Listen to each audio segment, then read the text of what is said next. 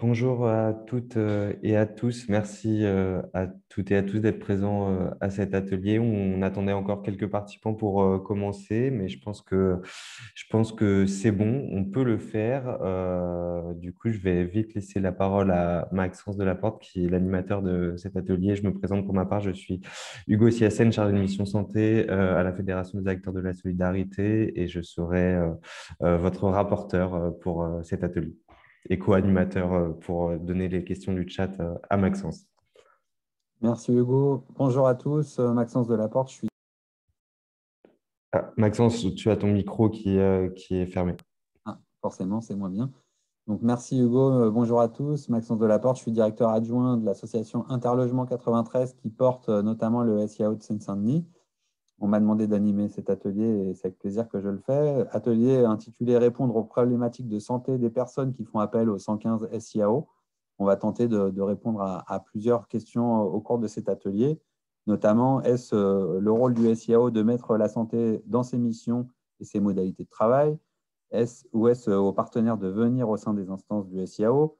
Et on va poser la question du financement des postes dédiés à la santé au sein du SIAO, la plus-value de l'orientation santé du SIAO dans la gestion de la crise sanitaire et la prise en compte des besoins de santé des personnes dans les orientations du SIAO, un vaste programme. Pour répondre à ces quelques questions, nous avons le plaisir d'accueillir trois intervenants. Tout d'abord, Pauline Gendreau, que je connais bien puisqu'elle vient de mon organisation. Donc, du coup, je vais la laisser se présenter, même si je connais quand même un peu plus précisément que l'ensemble des participants ses fonctions actuelles. Dominique Calonne et Sophie Lascombe. Je vous propose dans un premier temps qu'on fasse la présentation de ces trois intervenants. Pauline, je te laisse la parole. Bonjour à tous, Pauline Gendreau, donc je travaille au sein de l'association Interlogement 93. Je suis infirmière de formation et j'ai rejoint le SIAO de Seine-Saint-Denis il y a 5 ans maintenant. Et j'ai récemment pris la responsabilité de la plateforme d'accompagnement des ménages à l'hôtel pour le département de la Seine-Saint-Denis. Je vais ensuite présenter Dominique Calonne, qui se joint à nous aussi à l'occasion de cet atelier. Dominique, je vous en prie, allez-y. Alors, je suis Dominique Calonne. D'abord, bonjour à toutes et à tous. Dominique Calonne, je suis bénévole à Ligue de Solidarité. Je suis délégué du Conseil régional des personnes accueillies accompagnées, administrateur à la Fédération des acteurs de solidarité et la CMAO, dont je parlais plus longtemps tout à l'heure. Et je fais partie également du groupe d'appui national santé, participation et travail social. Merci beaucoup, Dominique, pour cette présentation. Et enfin, Sophie Lascombe, à qui je vais aussi laisser la parole pour se présenter.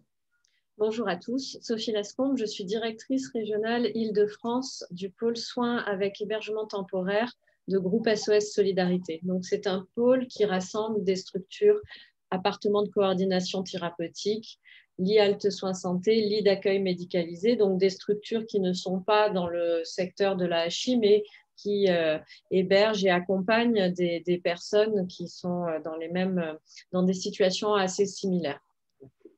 Merci beaucoup pour cette rapide présentation. Je vous propose qu'on rentre dans le vif du sujet à travers la première intervention, en tout cas de Pauline Gendreau. Un bref rappel des règles du jeu au cours de cet atelier. Vous posez vos questions plus particulièrement via le chat et on aura un temps d'échange sur les questions des participants à l'atelier à chaque fin de partie de présentation.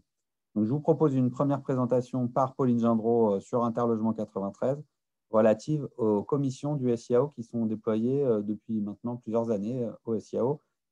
À toi la parole, Pauline.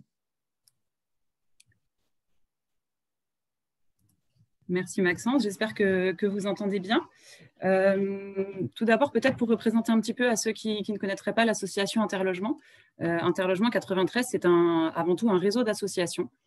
Ce sont aujourd'hui 44 associations qui se sont réunies en réseau, qui sont pour la grande majorité issues du secteur de l'accompagnement, de l'hébergement, de l'insertion. On y trouve aussi des acteurs de la protection de l'enfance et quelques missions locales qui ont fédéré pour défendre ensemble l'accès au logement des publics de Seine-Saint-Denis.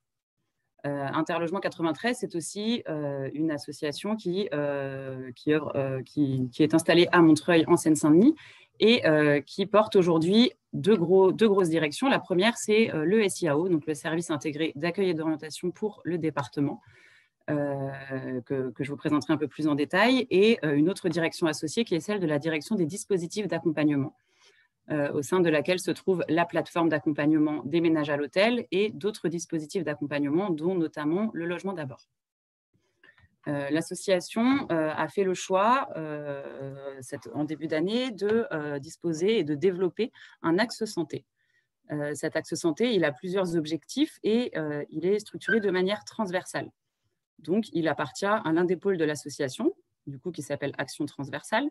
Il a pour objectif, cet axe santé, d'intervenir auprès de l'ensemble des acteurs d'interlogement, que ce soit sur le pôle mise à l'abri ou hébergement du SIAO, mais aussi auprès de l'ensemble des acteurs d'accompagnement et des travailleurs sociaux qui travaillent aujourd'hui pour l'association.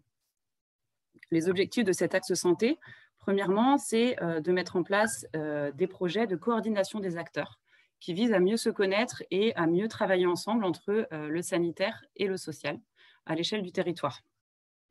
Une deuxième mission de cet axe santé, c'est de proposer de l'outillage, de capitaliser des outils, des expériences et de les diffuser sur le territoire, notamment par exemple, des formations que l'on peut proposer aux travailleurs sociaux, aux écoutants du 115 ou à tout acteur qui serait identifié comme ayant besoin d'un outillage particulier sur une thématique en lien avec la santé et les publics en situation de précarité. Et enfin, au sein de cet axe santé, des professionnels infirmiers et infirmières proposent un appui technique par la référence de parcours auprès de situations complexes. Voilà. Donc, comme l'a présenté Maxence, moi, je vais vous parler dans un premier temps de 2 espaces de concertation qui sont mis en place par Interlogement, par le SIAO et qui sont gérés aujourd'hui par les professionnels de l'axe santé en partie. Ces espaces de concertation ont vraiment l'objectif de réunir les acteurs du social et du soin. Le premier d'entre eux s'appelle Concertation territoriale du SIAO 93. C'est un espace qui existe depuis 2010, donc qui est assez, ça fait plus de 10 ans maintenant qu'il est mis en place. Il a lieu chaque vendredi matin. Il a toujours eu lieu au sein de nos locaux à Montreuil. Il est depuis presque 1 an maintenant en visio, mais on a souhaité le maintenir tout de même. Donc, chaque vendredi matin, c'est un espace qui est ouvert à tous. C'est-à-dire que tous les acteurs du territoire, sans inscription, sans avoir besoin de se signaler auparavant, peuvent se connecter ou venir quand c'est ici, et venir participer à cette concertation territoriale qui se trouve aujourd'hui autour de la table. Donc, en termes de participants dans cet espace, nous trouvons des acteurs de l'accompagnement social, que ce soit le droit commun, la polyvalence de secteur, des travailleurs sociaux qui sont au sein des structures d'hébergement, qu'elles soient pérennes ou hivernales, mais aussi des acteurs des équipes mobiles d'aide, donc les maraudes du territoire, des clubs de prévention, par exemple, et également, très régulièrement, nous accueillons des professionnels du médico-social. J'entends par là des services sociaux hospitaliers. Nous pouvons également compter sur la présence des équipes mobiles psychiatrie précarité du territoire, qui sont au nombre de 5 pour la Seine-Saint-Denis. Et nous accueillons aussi parfois des médecins de ville ou des acteurs de services infirmiers ou des acteurs en tout cas du milieu sanitaire qui sont au contact des personnes qui font partie des publics du 115 et du SIAO. Lors de cette instance, l'objectif est de pouvoir, en tout cas dans le déroulé qui est prévu, ça commence généralement par la présentation d'une situation qui va poser une difficulté. Donc l'idée, c'est de proposer un échange autour de cette situation, la difficulté pouvant être de plusieurs ordres. C'est vraiment l'idée de profiter des expériences de chacun, que tout le monde autour de la table puisse proposer ses connaissances, peut-être la connaissance d'un nouveau partenaire que nous n'aurions pas identifié ou que la personne, en tout cas le référent social, n'aurait pas identifié au préalable, de travailler vraiment autour d'une situation, mais de pouvoir partager les connaissances de chacun, les savoir-faire et de mutualiser les pratiques. Par exemple, au sein d'une commission, ça peut être l'occasion de travailler une orientation complexe vers un centre d'hébergement. Nous pouvons imaginer la situation d'un homme qui va être à la rue et connu de longue date par les équipes de maraude. Et l'objectif de cette instance va être d'identifier quelle est la préconisation la plus adaptée et, au-delà d'une préconisation, quel serait précisément le dispositif d'hébergement qui pourrait répondre aux besoins et aux attentes de cette personne, et de pouvoir travailler en amont et en aval une orientation pour avoir le plus de chances possible qu'elle puisse aboutir positivement. Nous allons pouvoir se mettre autour de la table avec le prescripteur qui connaît bien la personne, les acteurs, les futures personnes qui vont accueillir la personne dans leur structure, et de pouvoir travailler ensemble au mieux cette orientation. Nous allons pouvoir proposer à la personne de visiter la structure, par exemple. Nous allons pouvoir mettre en place un certain nombre de choses avant l'orientation pour rassurer aussi la structure accueillante. Je pense ici au passage de soins infirmiers à domicile, par exemple, ou de toute aide qui pourrait venir soutenir la structure d'hébergement dans l'accueil de cette personne.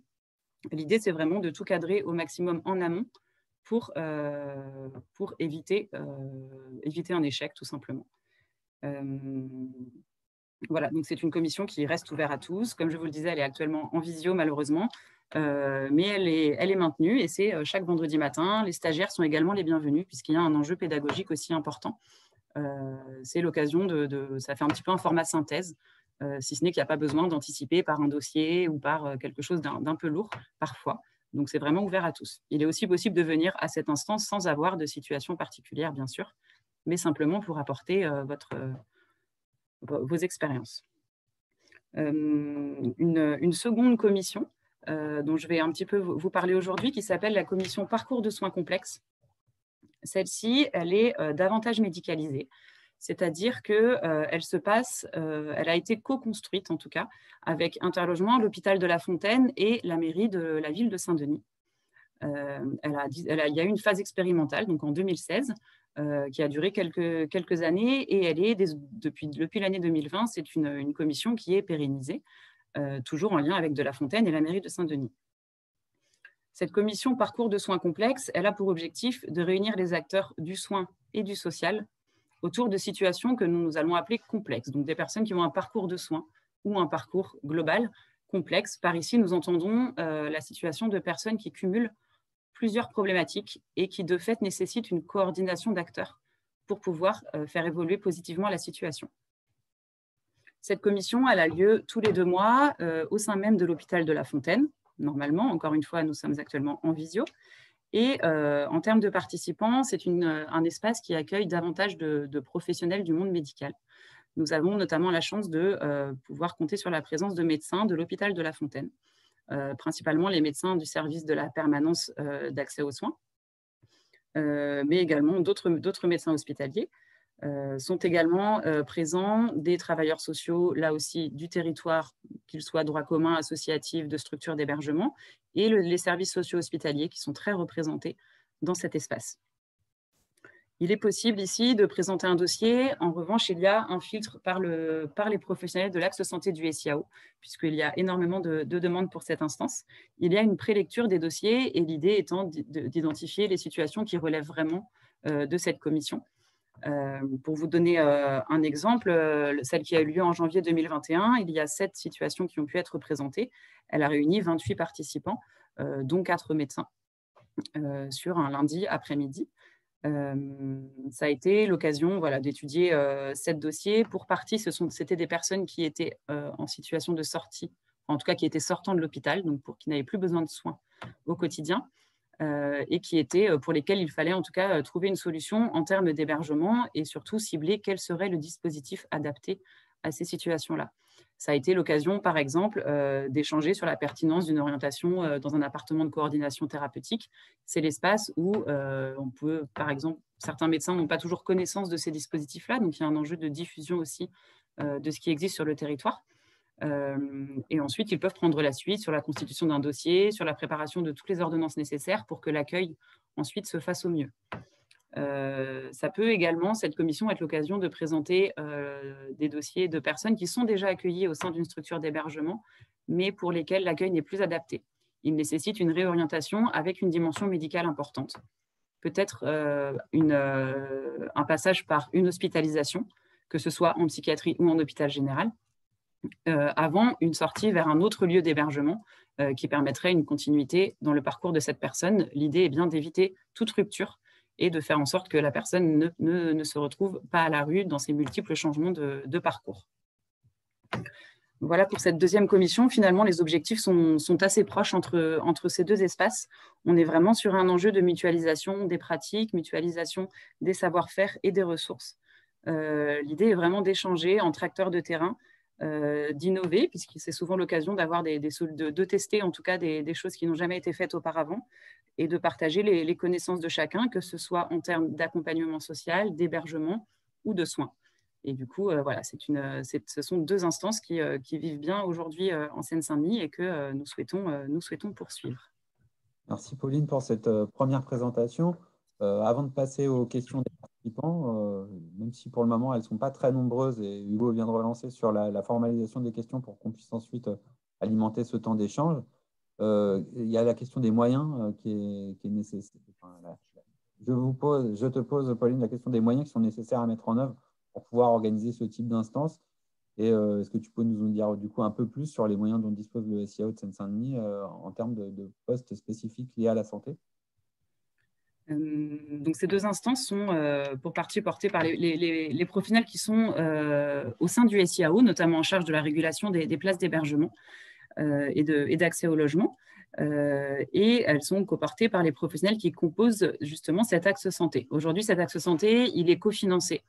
Donc, une partie par la DRIL, donc spécificité de l'Île-de-France, mais la DRIL, c'est l'équivalent des DDCS ailleurs, DRIL 93 et Agence régionale de santé de Seine-Saint-Denis. Aujourd'hui, c'est un petit axe santé. Il est composé d'une coordinatrice et de 4 professionnels infirmiers pour la partie médicale. Et en plus de ça, nous pouvons ajouter une intervenante sociale et une personne chargée de mission sur un dispositif un petit peu particulier qui s'appelle périnatalité et que je vous présenterai juste après.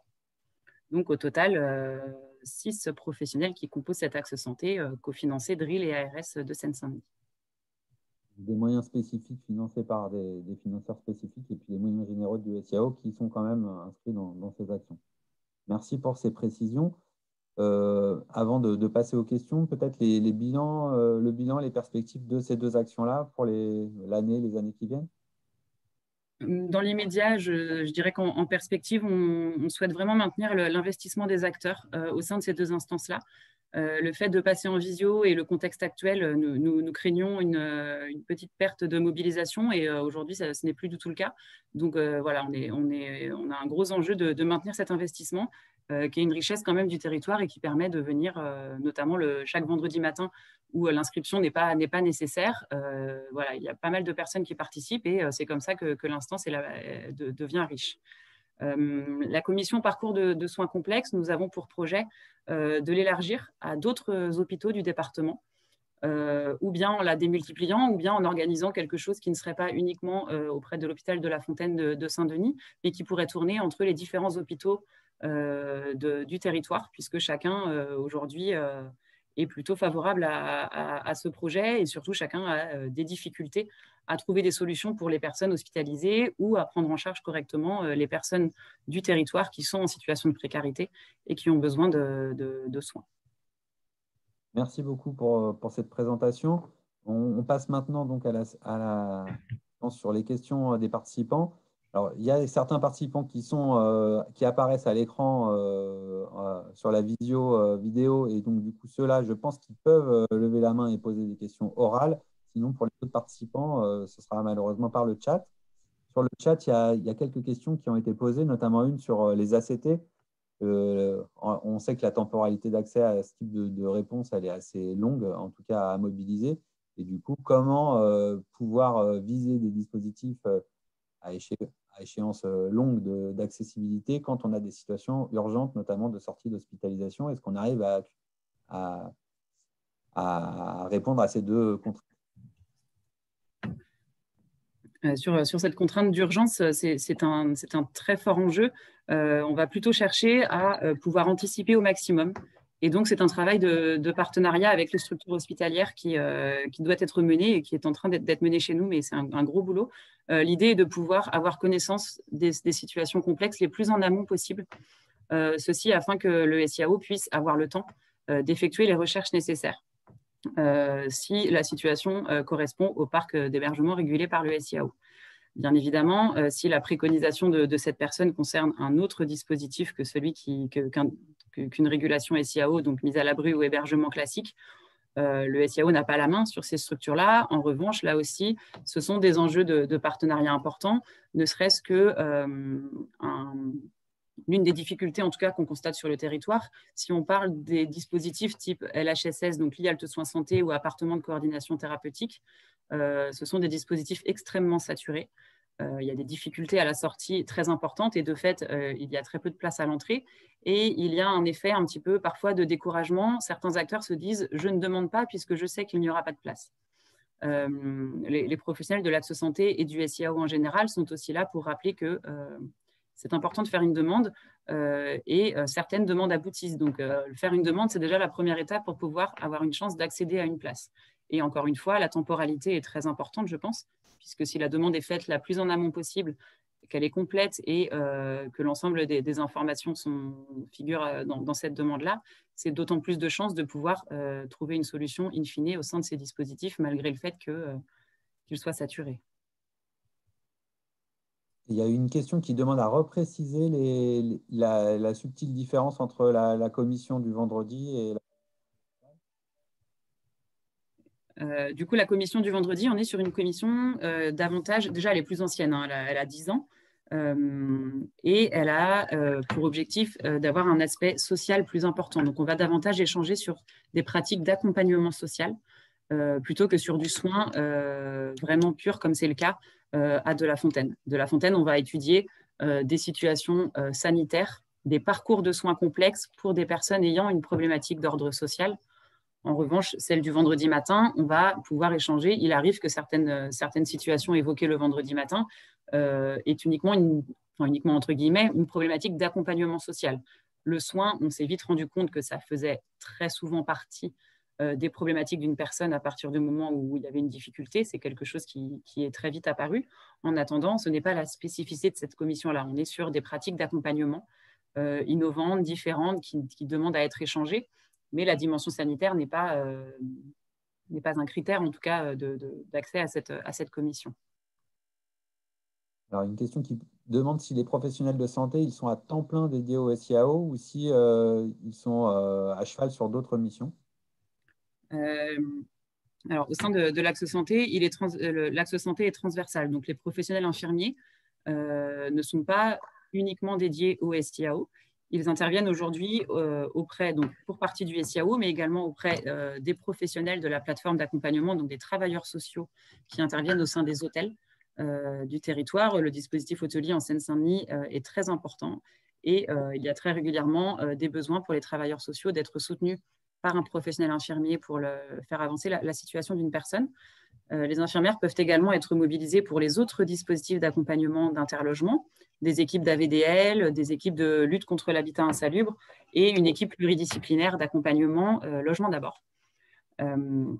Et enfin, les professionnels de cet axe santé ont également vocation à proposer un appui technique aux structures d'hébergement du territoire. Donc les centres d'hébergement d'urgence, d'insertion sont parfois en difficulté dans la prise en charge d'une personne en raison de problématiques de santé. Donc ils peuvent solliciter les professionnels infirmiers et infirmières pour faire avancer cette situation. C'est le cas également pour les structures temporaires hivernales, donc de mise à l'abri en hiver. Et elles sont également ouvertes à intervenir auprès de publics qui seraient en situation de rue et pour lesquels nous serions alertés ou bien par le 115 ou bien par les professionnels des équipes mobiles des maraudes du département. Il y a une question d'un participant sur du coup, comment fait-on pour permettre l'accès de ces personnes en situation sanitaire complexe à ces structures médico-sociales, donc qui ne sont pas à la main du SIAO en termes de régulation, et comment ces professionnels du soin parviennent à mobiliser ces orientations particulières. Donc c'est aussi la question, je pense, qu'on évoquait rapidement tout à l'heure sur l'accès au dispositif ou sur l'accès à une place médico-sociale quand le besoin d'une personne est celui-ci. On est sur des dispositifs, comme je le disais, qui sont saturés. En revanche, il est possible aujourd'hui de pouvoir avoir connaissance, par exemple, d'une durée d'attente ou en tout cas de peut-être essayer d'améliorer les chances d'une personne déjà en identifiant bien quel est le dispositif qui lui correspond. Entre le lit Halte Soins Santé et l'appartement de coordination thérapeutique, l'objectif n'est pas le même. Il existe également des lits d'accueil médicalisés. Une connaissance vraiment fine de dispositifs et de quel est le public cible de ces dispositifs et qu'est-ce qui serait adapté à cette personne ne peut qu'augmenter ses chances de pouvoir avoir une place. Au-delà de ça, c'est vrai qu'on est parfois en très grande difficulté sur des orientations. Il est possible pour le SIAO de travailler les parcours en 2 temps, c'est-à-dire dans l'urgence de proposer une mise à l'abri. On va essayer la moins complexe possible en attendant d'avoir une solution dans un dispositif médico-social. C'est des choses qui sont possibles aujourd'hui, notamment avec le dispositif hôtelier, donc des chambres d'hôtel qui conviennent, ou qui pourraient convenir en tout cas, de manière temporaire, en permettant le passage d'infirmières à domicile, là encore, et la réalisation des soins pour que le parcours de soins ne soit pas mis à mal par cette orientation. L'idée est de proposer quelque chose de temporaire en attendant qu'une place se libère dans l'un des dispositifs médico-sociaux qui pourraient correspondre à cette personne dans la durée et pas uniquement sur quelques semaines en attendant cette disponibilité. Je suis désolé parce qu'on va devoir malheureusement passer à une prochaine séquence et qu'on ne va pas pouvoir répondre à toutes les questions. J'en prends quand même une dernière parce elle me semble particulièrement intéressante. A contrario, est-ce que ces professionnels peuvent aussi être mobilisés pour permettre des hospitalisations qui ont du mal à être mises en œuvre, notamment de structures d'hébergement qui auraient besoin d'un étayage du secteur sanitaire et de pouvoir faire prendre en charge un certain nombre de publics qui sont pris en charge côté hébergement? Tout à fait. La question de l'accès aux soins et du maintien dans un parcours de soins, ça fait également partie des interventions des professionnels du SIAO. Il y a également quelques structures d'hébergement qui disposent en propre de professionnels paramédicaux qui peuvent intervenir directement. En fonction des sollicitations, les infirmières d'interlogement vont pouvoir avoir plutôt un rôle de conseil ou d'intervention directe. Ça va dépendre complètement de la sollicitation. L'accès aux soins, si on parle de psychiatrie, je pense que la question, ça doit être celle-ci, c'est compliqué. C'est compliqué en Seine-Saint-Denis, j'imagine, ou je crois savoir que c'est compliqué sur pas mal de territoires pour une personne pour qui ce n'est pas la demande. Donc, le refus de soins en psychiatrie reste un sujet très complexe. À tout point de vue. En attendant, là aussi, ce n'est pas impossible et l'idée, c'est de bien avoir connaissance des modalités d'accès aux soins, avec ou sans consentement de la personne, en fonction de sa situation, en fonction de ses besoins, en fonction des fonctionnements locaux de chacun des groupements hospitaliers d'un département ou d'un territoire. Mais en attendant, voilà, ce sont des choses qui restent possibles. En ce qui concerne la psychiatrie, encore une fois, c'est parfois compliqué. Et ça fait partie des axes de travail identifiés aussi à notre niveau pour essayer de travailler au mieux cet accès aux soins pour des personnes, notamment qui font des allers-retours entre la rue, le 115, l'hôpital psychiatrique et qui sont aujourd'hui encore très compliqués à stabiliser pour nous, pour le SIAO, pour les inscrire dans un parcours qui soit cohérent et dans la durée. Pour le soin général, c'est possible. Il suffit là aussi voilà, le médecin traitant, par exemple, ça fait partie des formations qui sont proposées, nous, en interne, la place et le rôle du médecin traitant dans la coordination du parcours de soins d'une personne, qui est quelque chose de très important et qui n'est pas encore systématisé dans toutes les pratiques des travailleurs sociaux. Ça fait partie des axes de formation importants pour essayer d'améliorer le parcours de soins en général. Merci, Pauline, pour cette première phase d'échange. On parlera de ces questions d'accès, d'accessibilité aux structures de toute façon avec l'intervention de Sophie Lascombe tout à l'heure. Ça fera partie des questions qu'on va reposer. Puis il y a quelques questions qui ont été posées sur la disponibilité de documents qui viendraient rendre visibles toutes ces commissions, l'équivalent en gros de ces commissions un peu à cheval entre le sanitaire et le social. C'est une question qui est plutôt posée à Hugo, du coup, j'ai envie de dire, avec le recueil de bonnes pratiques au niveau national. Ça, c'est vraiment l'objet du groupe d'appui national de la FAS, qui est de rassembler les bonnes pratiques en matière d'intervention sociale et en lien avec le sanitaire. Donc, je pense que Hugo pourra largement vous renseigner sur ce dont il a connaissance et les territoires vers lesquels il pourra vous réorienter. Oui, on pourra faire le lien avec Guillaume notamment pour savoir si l'existence de commissions sur d'autres territoires est connue ou pas et l'envoyer aux participants du groupe sans problème. Merci beaucoup pour ces précisions, Hugo. Donc, sans plus attendre, je passe à la deuxième intervention de Pauline qui est sur la périnatalité. 10 minutes de présentation une fois de plus et puis ensuite on aura un petit temps d'échange qu'on essaiera de faire un peu plus court que le précédent si on veut garder le timing. Vas-y, donc oui, une deuxième intervention pour vous présenter cette fois-ci un dispositif qui est là aussi mis en place par Interlogement depuis un certain nombre d'années et qui vise à proposer une réponse particulière à un public particulier. Ce public-là, ce sont les femmes enceintes ou sortantes de maternité sans solution d'hébergement. C'est un dispositif qui s'appelle Projet Périnatalité, Femmes en errance, enceintes ou sortantes de maternité. Il a deux objectifs principaux. Le premier, c'est de faciliter la mise à l'abri et l'accès à l'hébergement-logement de ce public. Gros public cible en Ile-de-France, en Seine-Saint-Denis notamment, avec une très importante demande auprès du 115 pour de la mise à l'abri, auprès du SIAO pour une place en accès à l'hébergement-logement. Un très grand nombre de demandes de femmes enceintes avec ou sans enfants, avec ou sans conjoint, ou sortantes de maternité et qui se retrouvent sur des lits hospitaliers en maternité et en attente d'une place quelque part puisqu'elles n'ont nulle part d'autre où aller. Donc, le premier objectif de ce dispositif est bien de faciliter cette recherche pour ce public particulier. L'autre objectif est d'améliorer la qualité de prise en charge de ces femmes, de ces familles, en favorisant le repérage de ces situations et notamment des plus complexes pour leur permettre un parcours le plus cohérent possible. En Seine-Saint-Denis, dès l'année 2014, le 115, à l'époque, a constaté une importante montée en charge des appels de femmes qui étaient du coup en attente sur des lits de maternité.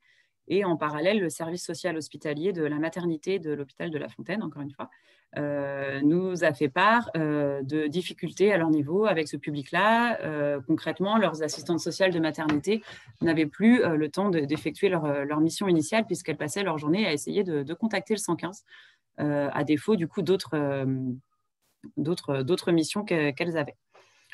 Donc, une première expérimentation a consisté à proposer en premier lieu du coup à De La Fontaine un canal dédié pour adresser les demandes. Et de fil en aiguille, aujourd'hui, c'est toujours le cas, c'est le seul public pour lequel la demande au 115 n'est plus ou n'est pas quotidiennement obligatoire. C'est-à-dire que ces femmes-là, à partir du moment où elles sont intégrées dans ce fameux dispositif périnatalité, n'ont plus l'obligation de contacter le 115 chaque jour au téléphone. Le 115 en Seine-Saint-Denis, c'est des durées d'attente très très longues au téléphone. Donc voilà, c'est quand même une proposition qui d'un côté, permet un meilleur accès pour ces femmes-là et d'un autre côté, fluidifie la plateforme à notre niveau et permet de décrocher les appels d'autres publics. Suite à une phase expérimentale qui a duré à peu près 1 an, nous avons demandé le soutien de l'ARS de Seine-Saint-Denis pour porter ce dispositif. Et donc, nous sommes financés depuis 2015, ce qui nous a permis rapidement d'élargir le public cible à l'ensemble des maternités du département de Seine-Saint-Denis, dans un premier temps, puis des maternités d'Île-de-France, puisque le dispositif hôtelier est tel aujourd'hui que nous sommes sur une régulation régionale, donc les femmes peuvent être dans d'autres départements et au moment de l'accouchement, nous avons besoin d'avoir cette information. Donc nous travaillons également avec les maternités parisiennes et les maternités des autres départements d'Île-de-France. Et nous avons élargi depuis 3 ans l'accès au PMI du département de Seine-Saint-Denis qui, en consultation ou lors de suivi de grossesse, sont au contact très régulièrement de femmes en situation de rue ou de mal logement, ou de femmes qui sont hébergées temporairement, mais qui savent qu'elles ne pourront se maintenir dans leur hébergement au moment de l'accouchement.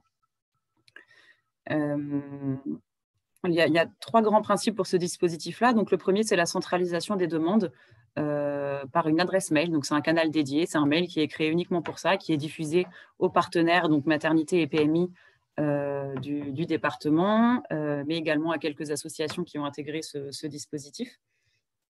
Donc, les demandes sont centralisées sur une adresse mail.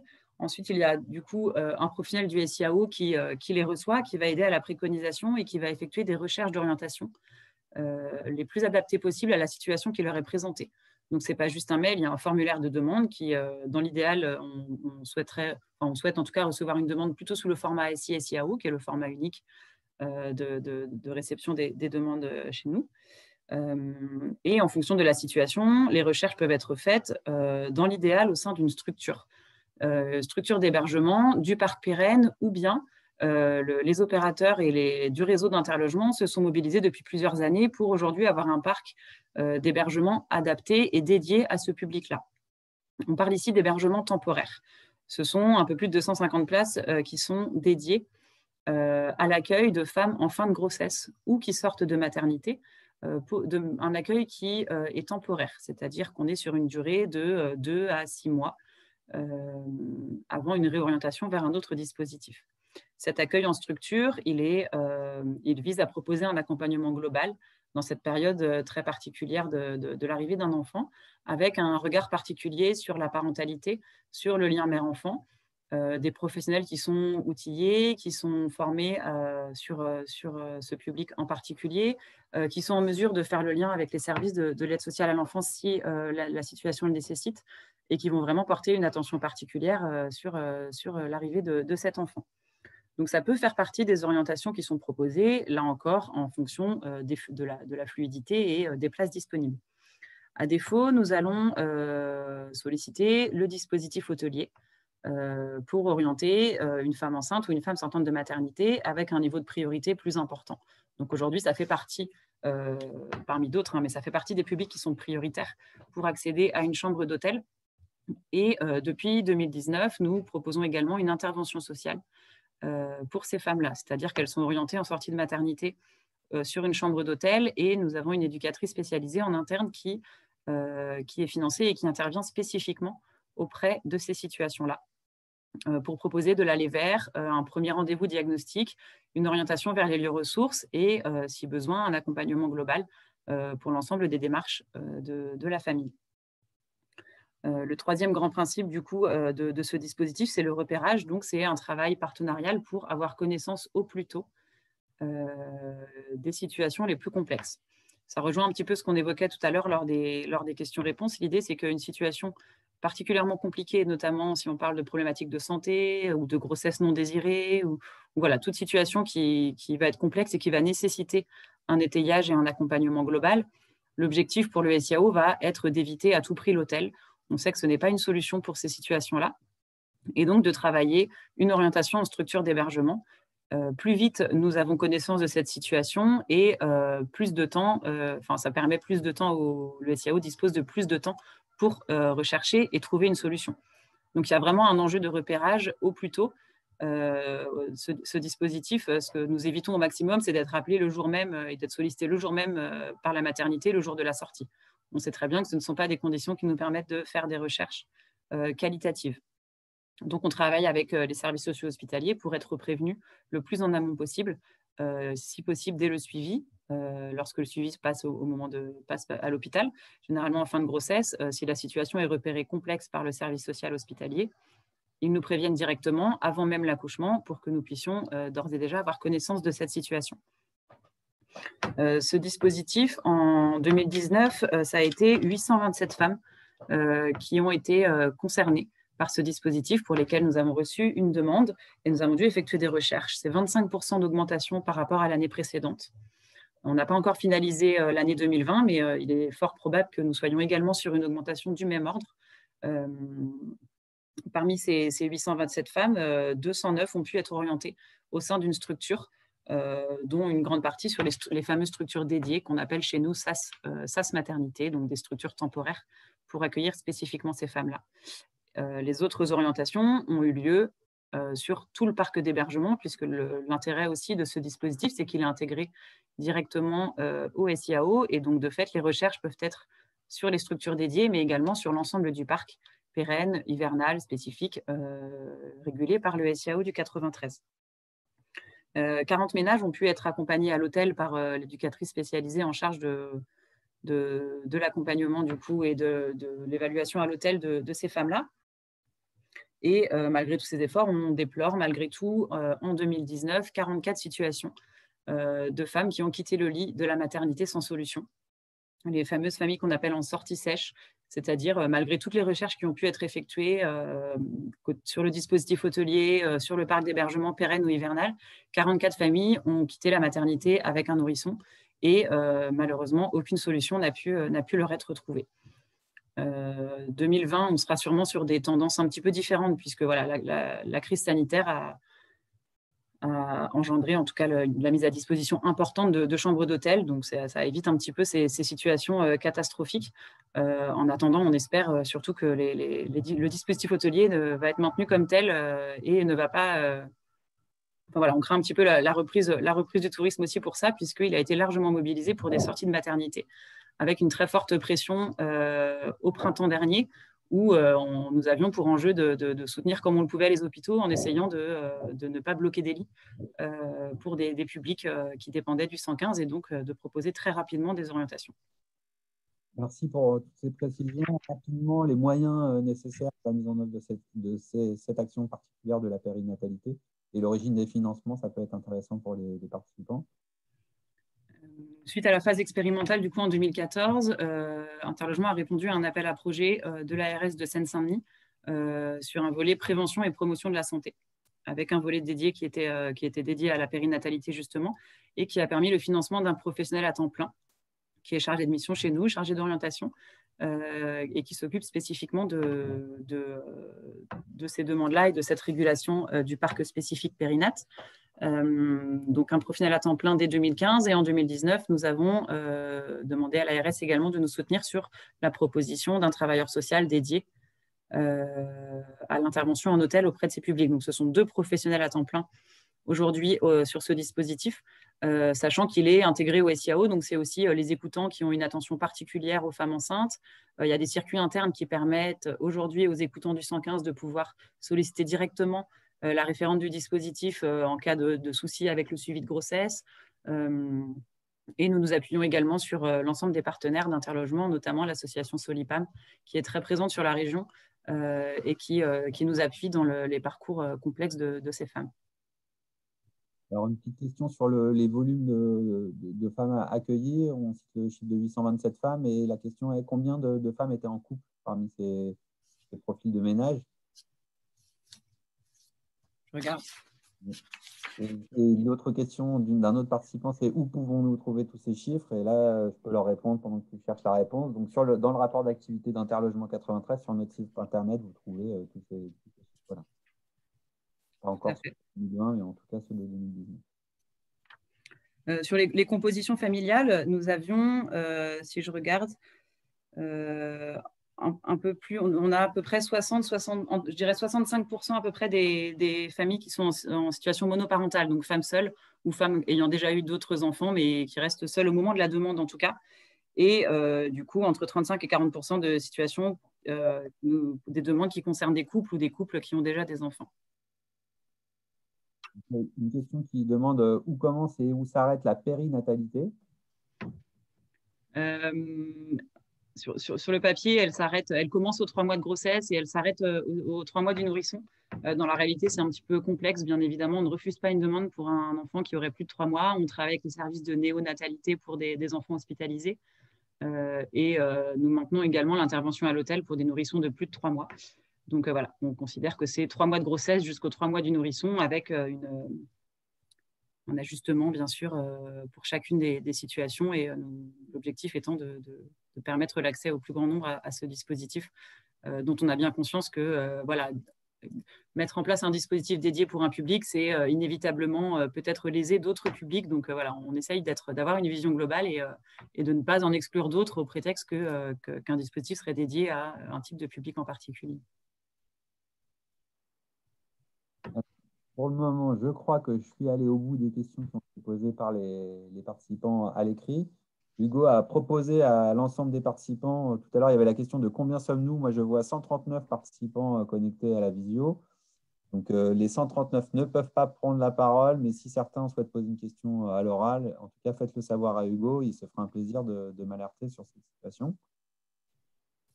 Et puisque vous n'avez plus de questions spécifiques sur la périnatalité et que nous sommes légèrement en retard, je vous propose que… Merci Pauline pour ces 2 présentations et je vous propose de passer la parole à Dominique Calonne, qui va se présenter à nouveau puisque certains d'entre vous nous ont rejoints en cours de route, qui va nous présenter une action spécifique, la CMAO, Commission mobile d'accueil et d'orientation, qui a été déployée sur le territoire du nord de la France. Donc, je vous en prie, les Hauts-de-France, pardon.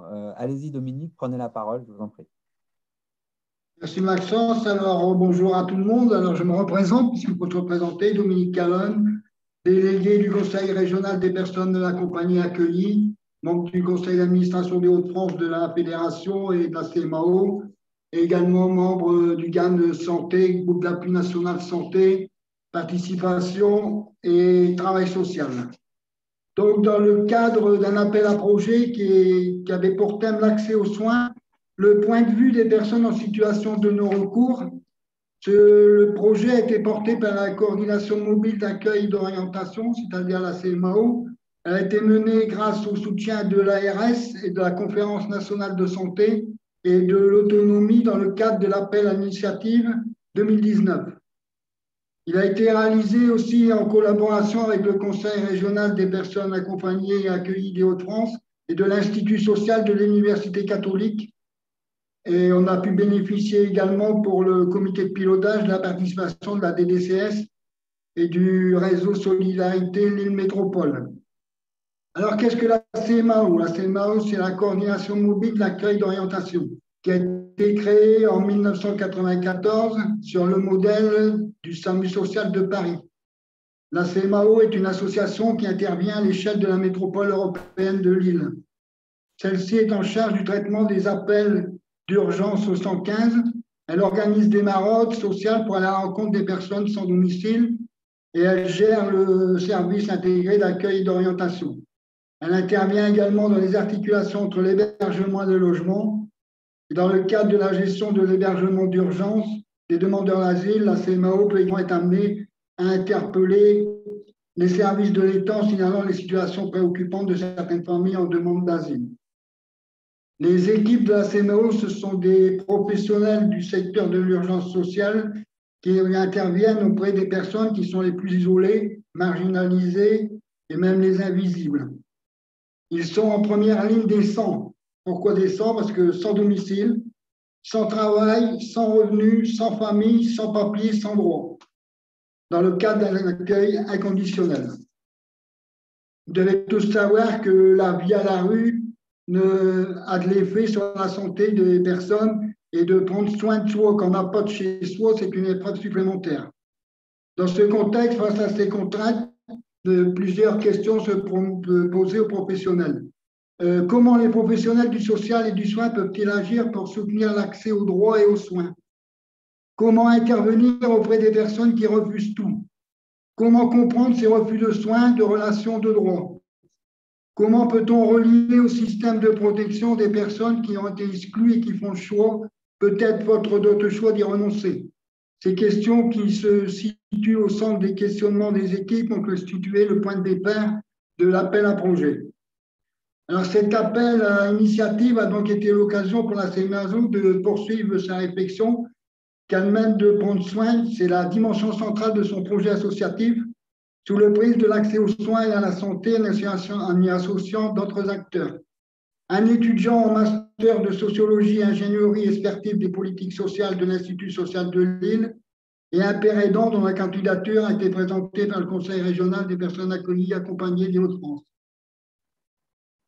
Alors, entre janvier 2020 et septembre 2020, ce duo, on va appeler ça un duo chercheur-père aidant, a été intégré à l'équipe et s'est attaché à aller ensemble à la rencontre des personnes à la rue. L'objectif de l'étude, c'était une démarche engagée, a poursuivi plusieurs objectifs. Comprendre le parcours des personnes, leurs besoins, aspirations et les obstacles qu'elles rencontrent lorsqu'elles tentent de se faire soigner. Recueillir leur point de vue sur les réponses qui leur sont proposées et prendre en compte leurs recommandations. Expérimenter également l'aller vers autrement par le croisement de l'intervention sociologique et de la pérédance et évaluer les effets produits par ce modèle d'intervention pour chacune des parties prenantes. Alors, à partir d'une démarche résolument qualitative, croisant observation, entretien individuel, entretien collectif, mené à la rue, dans les squats, dans les lieux d'accueil, nous avons cherché à solliciter l'expression des points de vue des personnes sur leurs conditions de vie, leur santé, leurs relations aux établissements d'aide et de soins. Nous avons également cherché à repérer qui étaient les professionnels qu'elles rencontraient, quels étaient les lieux fréquentés, à quel moment et pourquoi elles s'y rendaient. Alors, la présentation de la population rencontrée, normalement, on devrait rencontrer 50 personnes. Mais avec le confinement, nous avons pu avoir que 25 personnes, 20 hommes et 5 femmes. La moyenne d'âge de la population rencontrée était de 42 ans. La catégorie d'âge des 26-50 ans était la plus représentée, 15 personnes. Plus de 3/4 des personnes déclarent vivre seules, sans conjoint.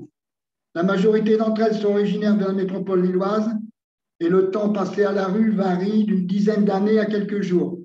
Près de la moitié des personnes rencontrées a déclaré vivre sans domicile depuis au moins 5 ans. Alors, on souligne également que cette étude de terrain a été réalisée entre avril et juin 2020 dans le contexte du premier confinement. Donc, les personnes rencontrées en rue avaient pour certaines d'entre eux certes quitté les structures d'hébergement faute de pouvoir réussir à se conformer à leurs exigences et par rapport à leur addiction. Ou n'ayant pas la possibilité d'y être hébergés, ce sont surtout les personnes avec des animaux.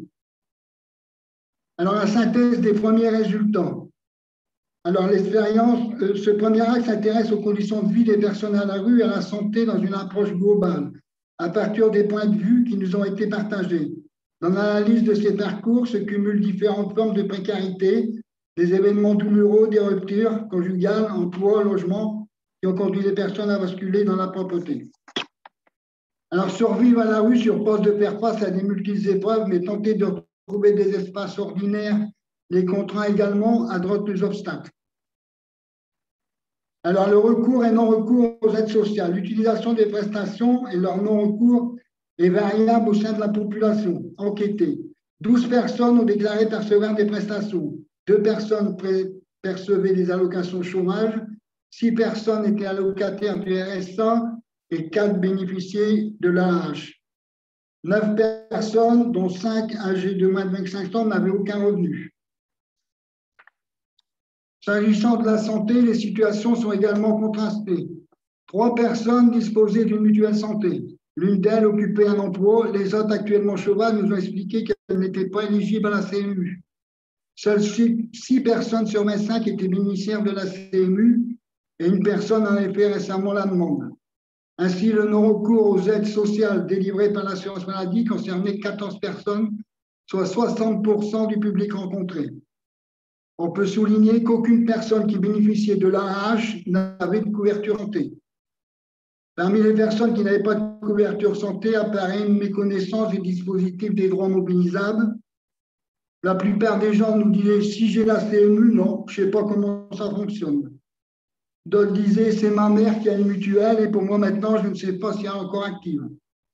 Alors on a également une lourdeur du système qui génère trop de contraintes et qui les conduit à renoncer à s'engager dans les démarches ou à les abandonner. Beaucoup de personnes ont dit de toute façon, ça ne vaut pas le coup, c'est trop long pour l'avoir. Alors, si la précarité de l'emploi, du logement, les relations se combinent dans l'expérience sociale de la rue, force est également d'observer que précarité et état de santé dégradé sont liés. Les situations de pauvreté favorisent la survenue de problèmes de santé. Exemple, les ulcères surinfectés, le diabète, les maladies cardiovasculaires, les maladies infectieuses, les cancers, les comportements à risque. Des pathologies lourdes sont parfois mortelles qui ne sont pas soignées. Un mauvais état de santé accroît les situations de précarité. Les personnes précaires cumulant les facteurs à risque présentent des pathologies à un stade plus en danger que le diagnostic. Et ensuite, nous avons aussi rencontré beaucoup de personnes. 80% des personnes ont des addictions. Ils sont déclarés consommateurs de substances.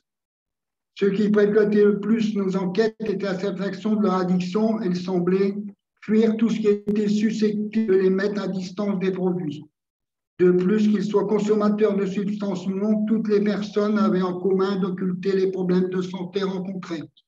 Moi, au niveau santé, les personnes disaient « moi, je n'ai pas de soucis ».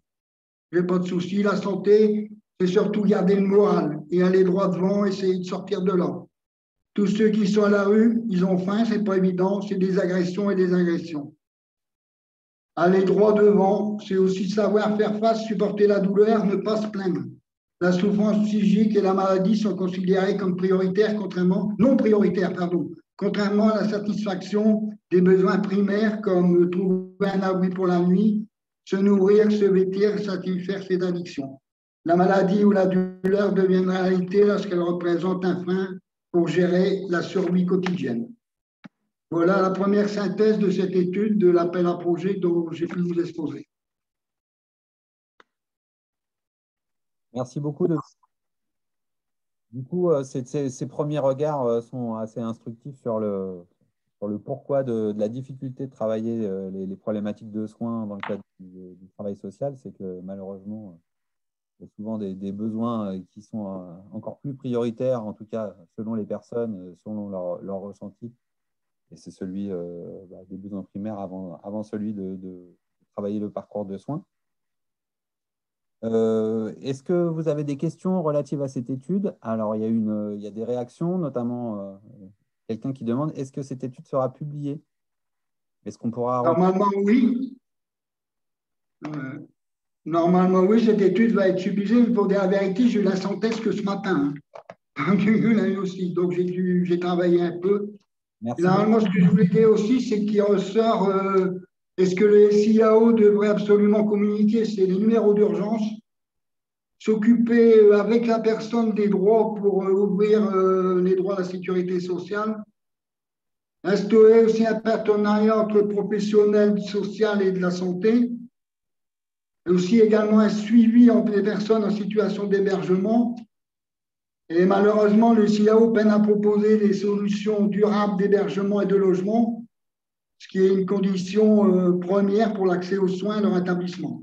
Bien sûr, il y a un manque de moyens humains et essayer aussi de se doter d'un référent santé au sein des SIAO. Et accompagnement aussi pour les addictions, bien entendu. Du coup, comment ça se passe au niveau de la CMAO de Lille en termes de référent santé? Est-ce qu'il y a des postes de cet ordre-là qui sont attribués?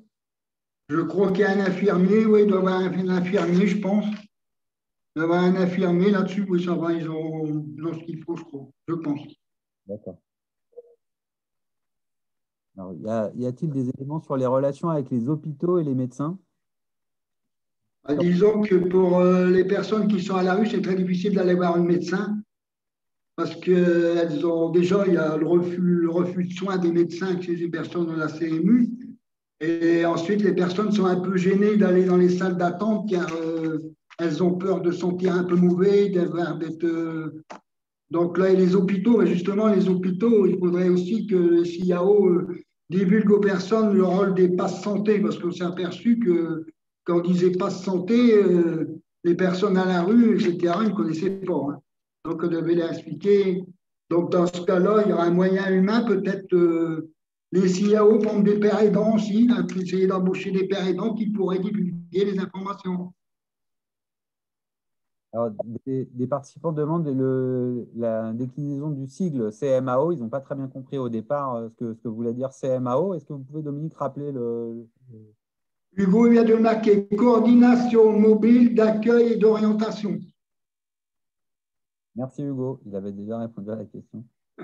Et une autre question sur comment se fait le lien entre justement la CMAO et le SAMU social. Si j'ai bien compris, la CMAO, c'est le SAMU. Ouais. Il gère le SAMU social, le 115 de l'ESIAO. Donc les liens sont très en lien les uns avec les autres. De fait. Est-ce qu'il y a d'autres questions de l'auditoire sur l'étude présentée par Dominique, sur la CMAO, sur ce travail? Beaucoup de remerciements en tout cas. Merci beaucoup Dominique. On reviendra s'il y a d'autres questions par la suite qui vous sont plutôt adressées. Et on va maintenant passer à l'intervention de Sophie Lascombe qui va nous parler de l'expérimentation du guichet unique en région Île-de-France. Je vous en prie Sophie. Merci. Donc du coup, mon intervention rebondit sur celle de Pauline et les questions qui étaient posées relatives à l'accès aux dispositifs d'hébergement et de coordination médicale donc du médico-social. Peut-être pour reprendre un tout petit peu, donc ces dispositifs sont financés par les agences régionales de santé. Il en existe à peu près sur l'ensemble des territoires. Je n'ai pas la cartographie précise, mais en tout cas, ça existe. Et on commence aujourd'hui à en trouver, même si c'est assez inégal, un petit peu partout. Donc, il y a les lits halte soins santé qui sont des dispositifs d'accueil d'urgence. Normalement, on est sur un accueil en sortie d'hospitalisation qui peut se faire de manière assez rapide et qui propose des soins infirmiers à des personnes qui, normalement, pourraient en bénéficier à domicile, mais qui, du coup, n'ayant pas d'hébergement ou adapté ou de logement, peuvent être admises dans ces établissements-là.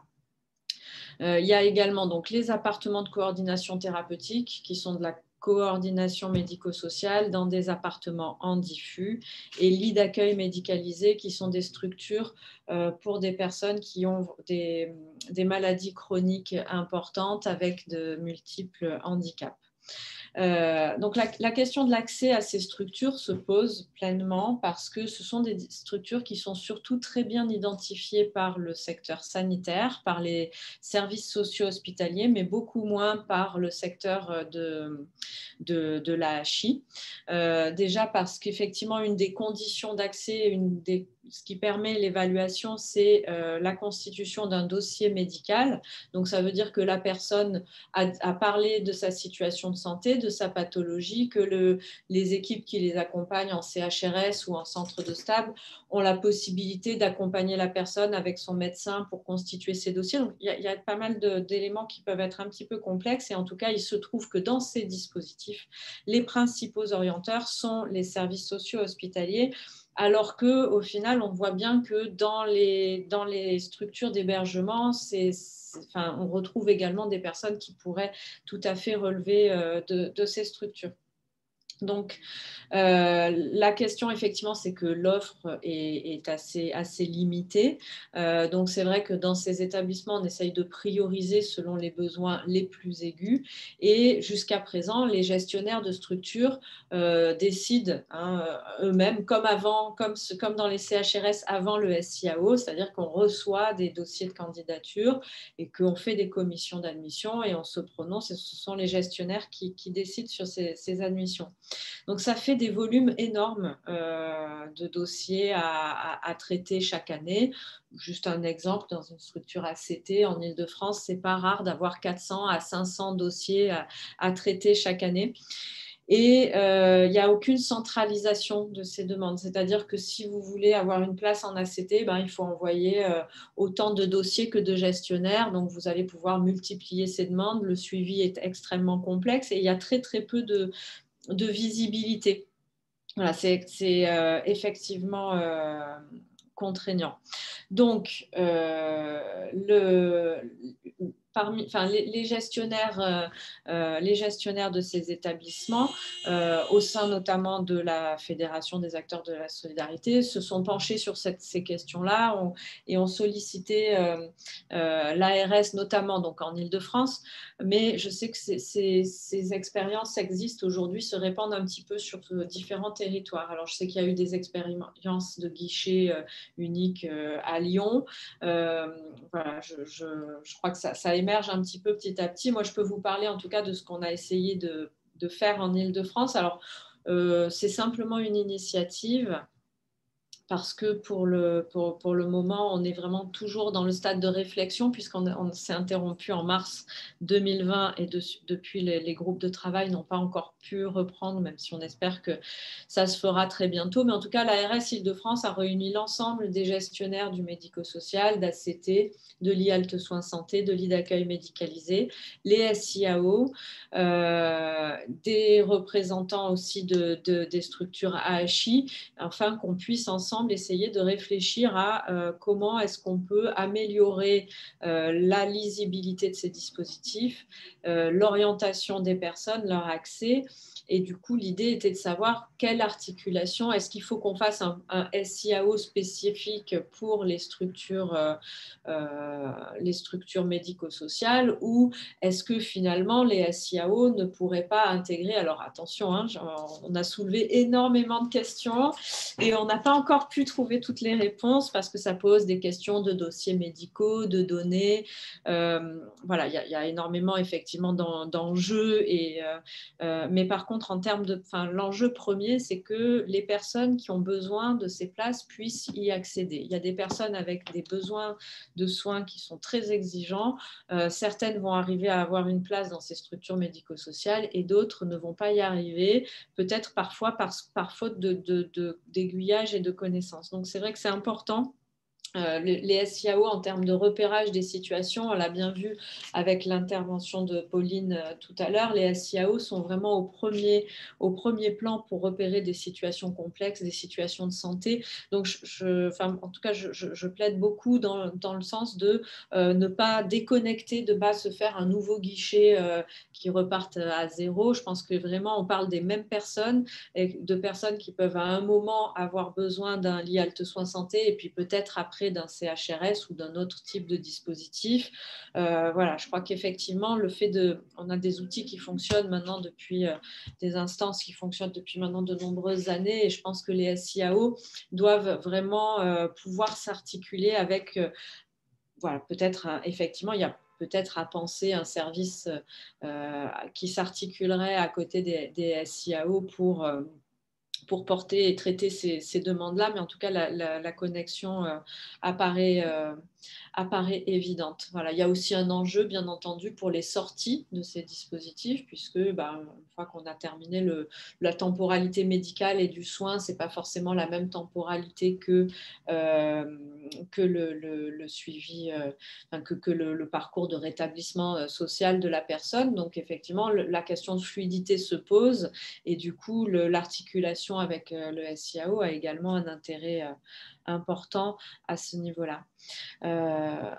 Voilà, ce qu'il faut entendre et voir aussi, c'est que depuis, et là c'est tout récent, ça fait partie des innovations du Ségur de la santé, depuis le mois de décembre 2020, un décret donne la possibilité à ces structures, alors voilà, ça c'est pas encore complètement en place partout, dans certains territoires c'est expérimental, mais c'est des dispositifs qui vont arriver dans les prochains mois, d'ici la fin de l'année, qui vont se répandre de plus en plus et qui vont aussi venir changer un petit peu la donne de la question de santé des personnes.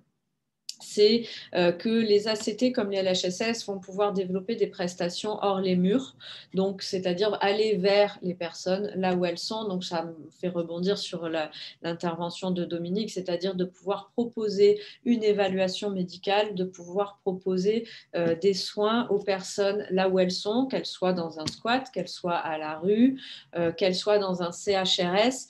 Du coup, l'idée aussi est que les personnes n'aient pas forcément à bouger systématiquement d'une structure à l'autre en fonction de l'évolution de leur situation.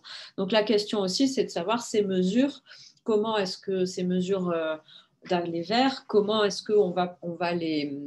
comment est-ce qu'elles vont se déclencher. Et c'est vrai que quand on voit des initiatives comme celle d'Interlogement en Seine-Saint-Denis et ces commissions qui impliquent l'hôpital, les différents acteurs du territoire, le médico-social, l'hébergement, on voit bien comment de telles instances pourraient être prescripteurs de mesures hors les murs pour soutenir des situations de santé complexes des personnes.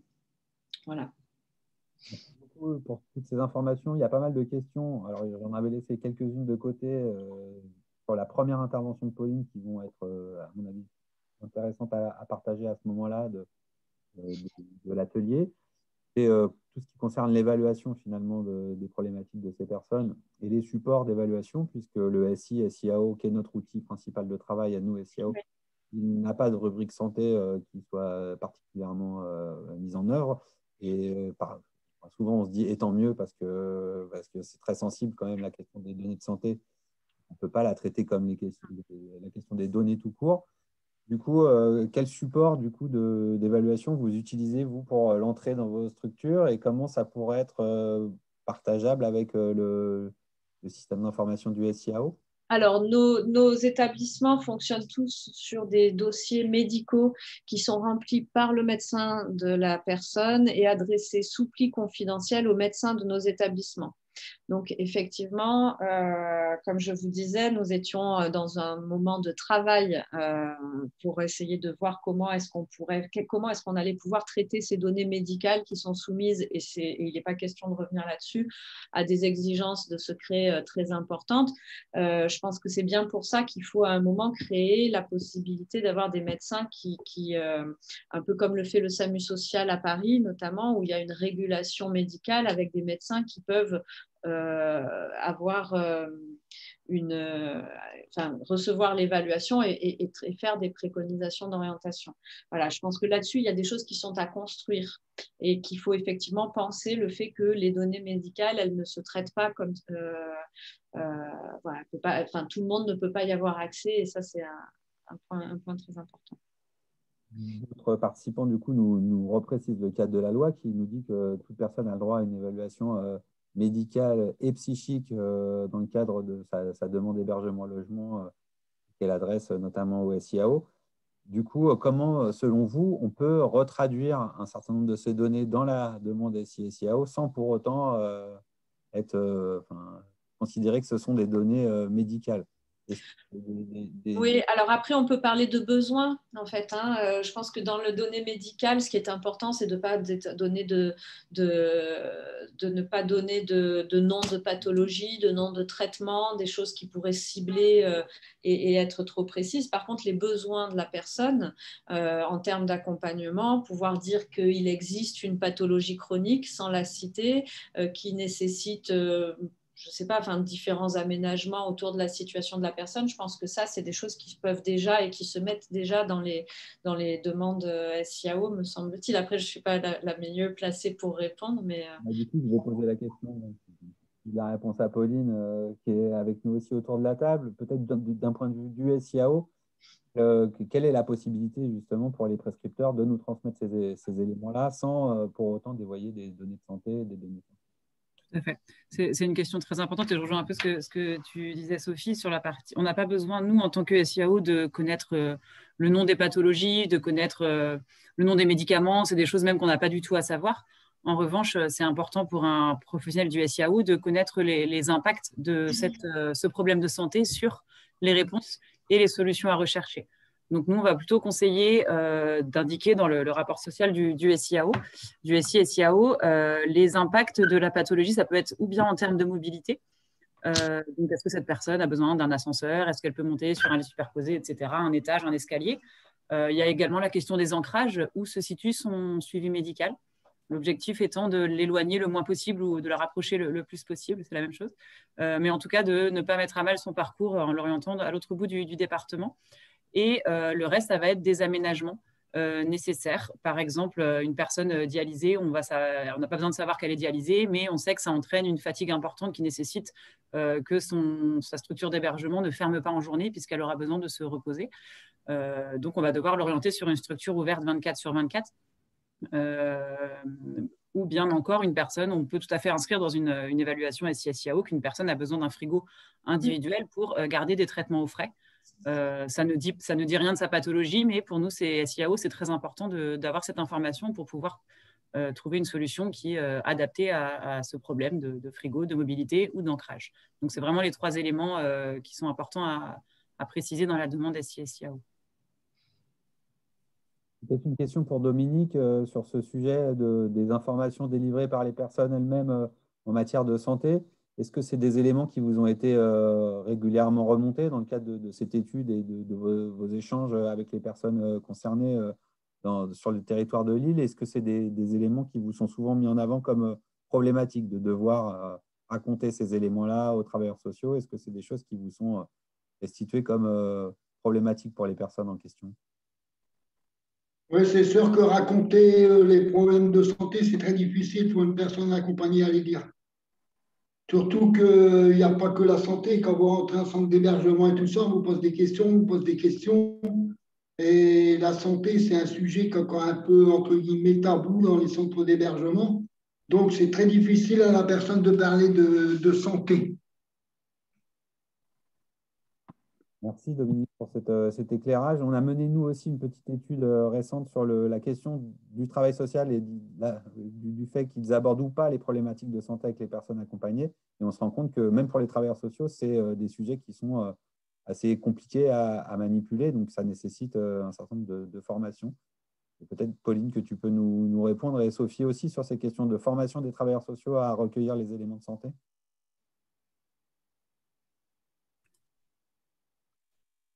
Je commence. Sur cette question de la formation, les travailleurs sociaux sont tout à fait, enfin en tout cas nous à notre sens, habilités à recueillir les informations de santé. En revanche, les traiter, c'est différent. Donc il y a pouvoir les recueillir quand la personne leur livre, mais il y a pouvoir les comprendre et pouvoir les retranscrire de la bonne manière, donc avec l'ensemble des enjeux RGPD qui sont très importants. Sur la santé en général et sur la question de la formation globale, on est très preneur de pouvoir intégrer davantage cette notion-là dans les cursus de formation, notamment éduc et assistants de service social, qui sont des professionnels importants dans nos équipes. Sophie, je pense que c'est pareil, où pour le coup, ils nous le disent et on se rend bien compte que déjà le SIAO, ce n'est pas systématiquement abordé dans leur formation et la santé non plus. Donc c'est quand même deux sujets qui, je pense, seraient nécessaires de développer dans les formations initiales. Et ensuite, voilà, ça passe par l'accueil des stagiaires, ça passe par la diffusion des bonnes pratiques une fois que les professionnels intègrent une association ou un organisme de travail social auprès de ce public. Oui, pour compléter ta réponse, du coup, Pauline, et revenir sur ce que disait Dominique, ce qu'on constate, c'est qu'effectivement, il y a un besoin de former les travailleurs sociaux à la question de la santé. Comment est-ce qu'on accompagne les personnes avec des problèmes et des besoins forts d'accompagnement en santé? On peut voir d'une part, des fois, des travailleurs sociaux qui n'osent pas l'aborder, et puis des fois, au contraire, des travailleurs sociaux qui manquent énormément de relais. Enfin, on voit beaucoup dans des UDA notamment, ou des personnes avec des besoins médicaux très très importants et des travailleurs sociaux qui se retrouvent à faire de la coordination thérapeutique entre guillemets sans en avoir forcément les compétences et qui se trouvent, qui sont là parce qui le font parce que il y a personne d'autre pour le faire et qui par contre se trouvent parfois très très en difficulté à juste titre avec ça. Donc ça montre bien qu'il y a quand même un endroit, un besoin. La question de santé, elle est très importante pour ces publics et que du coup, il y a des besoins d'avoir des professionnels de santé dans les différents établissements. Hugo, tu voulais donner la parole à un des participants. Oui, tout à fait. On a eu une participante ou un participant dans le chat qui s'est manifesté et qui est maintenant panéliste et qui du coup peut ouvrir son micro. Sinon, je le fais. Non, mais moi, je l'ai fait. Je crois que c'est bon. Si vous Oui, m'entendez. tout à fait. Parfait. Ouais. Allez-y. Bonjour, moi je m'appelle donc Anna Agnoli, je suis le médecin de la PAS, le principal médecin de la PAS de l'hôpital d'Annecy. Et récemment, dans les suites d'un travail qui avait été initié avec le directeur du 115 à l'époque, s'est poursuivi une action pour aider justement à donner un avis médical sur les demandes d'admission au 115. Le 115 est géré par le SIAO, donc on veut savoir. Ouais. Et donc, il y a 25% de temps médical de mon activité qui est dédié à cette activité-là au sein du SIAO. Voilà, ça permettait d'illustrer un petit peu vos propos au sujet justement des problèmes médicaux avancés. C'était pour répondre à ça. Effectivement, des certificats médicaux sont envoyés parfois au 115 pour appuyer des demandes d'hébergement et les partenaires étaient en difficulté pour pouvoir, déjà, n'étaient pas normalement, on n'avait pas le droit de les rendre destinataires de ces informations, mais quand elles les recevaient, elles se trouvaient en difficulté et par la proximité de nos services, à l'époque, j'étais médecin urgentiste et j'avais une activité partielle à la PAS et puisque le 115 est sur le même plateau technique que le 15, le 18, le 112 et la coordination des ambulances privées et le téléalarme à Annecy, eh bien, la proximité faisait qu'on venait m'interroger en tant que médecin PAS sur des...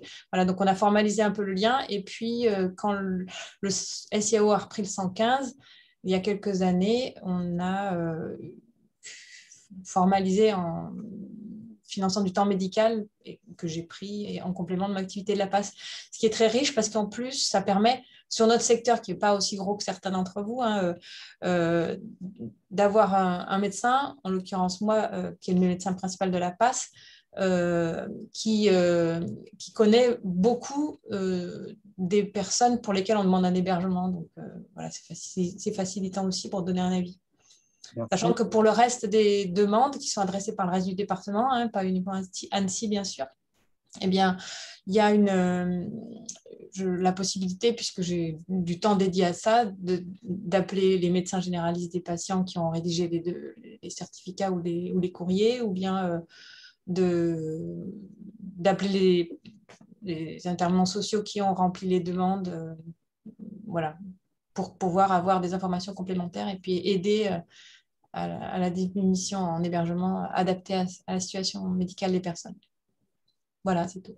Merci beaucoup. Et du coup, le financement de votre intervention, il est plutôt côté ARS ou il est plutôt côté des DCS vous savez ça?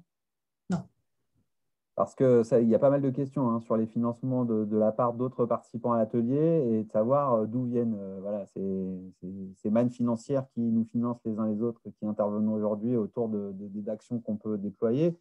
Et la question est bien sûr celle-ci, celle des moyens, puisque là, le temps est précieux, celui que vous proposez au 115.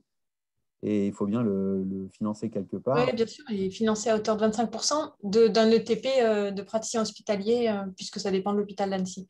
Et Madame Denikin est sur un autre des ateliers, si je ne me trompe pas, et pour le coup, voilà, Madame Nathalie Denikin, directrice du SIAO 74, pourrait répondre à ces questions, parce que moi, je vais dire des bêtises.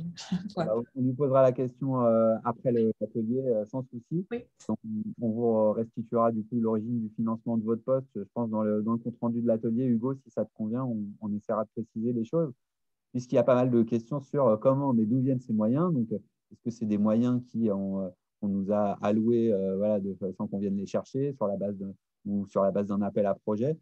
Et peut-être, Sophie, Pauline, nous préciser un peu comment les choses se passent en termes de financement, comment on obtient ces moyens finalement de la part de l'ARS principalement, mais aussi de la DRIL, des DCS dans les territoires. Pour Interlogement, les choses se déroulent à peu près. Après, c'est vrai qu'on a la chance d'avoir un territoire où il y a régulièrement des appels à projets, et je lisais aussi dans le chat que ce n'est pas forcément le cas partout, mais la Seine-Saint-Denis a cet avantage d'être expérimental sur un certain nombre d'actions. En ce qui concerne les actions développées par Interlogement, il y a très régulièrement une première phase qui est plutôt de l'ordre du bénévolat, ou en tout cas une phase expérimentale de mise en place d'un projet avec les équipes existantes au sein du SIAO. L'objectif de cela, c'est de pouvoir déjà tester, voir si le projet fonctionne, voir si ça a une plus-value, et d'avoir un premier bilan à proposer à l'ARS au moment de la demande de financement. Donc voilà, généralement, les projets démarrent par une période expérimentale avant d'être formalisés, et c'est à ce moment-là que du coup le financement est plus simple à obtenir, sachant que sur les postes, les missions santé en général, on privilégie largement le cofinancement du coup des DCS qui est DRIL chez nous et ARS pour favoriser un travail de collaboration. Et du coup, c'est une question qui s'adresse à Sophie. Comment, du coup, à votre niveau, vous pouvez capter ces financements spécifiques pour déployer ces actions? Et du coup, la question de l'aller vers, de la mission d'aller vers, j'imagine que vous imaginez déployer ce type d'intervention. Et comment imaginez-vous pouvoir financer cette action-là, au moins au départ? Alors, en fait, pour les financements de ces actions à mon niveau, c'est-à-dire au niveau des établissements médico-sociaux financés par l'ARS, ça s'inscrit dans des financements de dotation globale d'établissements médico-sociaux. C'est-à-dire que c'est les missions de l'ARS. Donc, ces missions d'aller vers, je l'ai dit un petit peu rapidement tout à l'heure, mais le Ségur de la santé a entériné ce qui était porté depuis bien longtemps par les gestionnaires et par les associations l'association, qui était que c'est bien d'avoir des murs et des bergers, mais qu'il y a aussi des besoins qui sont ailleurs et que la constitution d'équipes mobiles qui permettent d'aller là où sont les personnes et notamment vers les structures d'hébergement dans lesquelles il y a des besoins aigus. Le Ségur de la santé a débloqué donc la possibilité de le faire puisqu'il y a maintenant un décret, un cadre réglementaire qui autorise les gestionnaires d'ACT, de LHSS à proposer de l'aller vers. Alors attention, c'est une possibilité, mais maintenant il va y avoir des dialogues, des appels à projets avec les ARS pour financer ces actions. Et puis, il y a également, enfin, je l'ai vu passer dans le chat, il y a aussi le Ségur de la santé à entériner les SIAD précarité. Donc ça aussi, pour l'instant, ce sont des mesures sur lesquelles on est en attente. Les annonces ont été faites fin décembre. On sait qu'il y a des enveloppes globales. On sait que ça va être dans les mains de la DGS, de la Direction générale de la santé notamment. Mais pour le moment, les cahiers des charges ne sont pas complètement calés. Ces nouveaux dispositifs vont voir le jour au fur et à mesure et très prochainement. En tout cas, on sait qu'il y a des crédits qui sont déjà fléchés sur l'année 2021. Donc, ça veut dire que ça va se mettre en place assez rapidement et avec une volonté que ce soit sur l'ensemble des territoires, bien entendu. Mais voilà, pour le moment, là, sur ces dispositifs bien spécifiques, on est sur des dotations globales de financement sur des fonds de l'Agence régionale de santé. Voilà.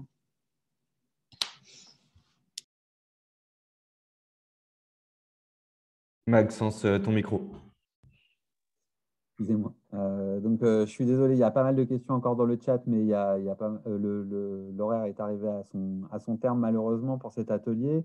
On vous remercie beaucoup pour toutes vos participations, toutes vos questions. Ce qu'on retiendra principalement de cet atelier, c'est que les questions de santé nécessitent des compétences particulières dans les équipes et une approche particulière pour que les personnes aussi livrent ces informations qui sont particulièrement personnelles aux professionnels qui les accompagnent.